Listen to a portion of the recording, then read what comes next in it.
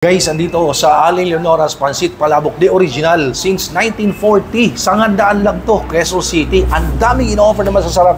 Ito, meron silang crispy kare-kare, pork binagoongan na may talong, fresh lumpia, dinuguan, okoy, crispy tofu.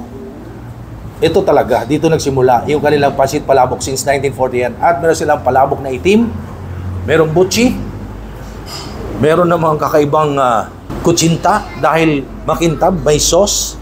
Halika, tikman natin. Gusto ko tikman itong ano eh. Ito, since 1940 na, palabok. Tikiman tayo.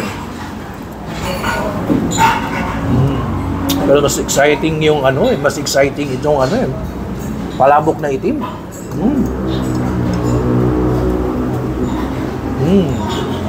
Diba? Palabok, itim. May tinta ng pusit. Oh, sarap oh. Grabe oh. Tikiman tayo.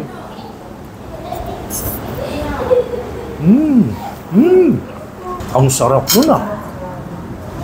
Yung flavor ng pusit nung tinta nandun talaga. Please follow me on TikTok, Instagram, Facebook page, Noel Vlogs Food and Travel, and of course sa kabuuan ng video na ito, panoorin nyo sa aking YouTube channel. Ito yung Facebook page ng Leonora's Pancit Palabok since 1940.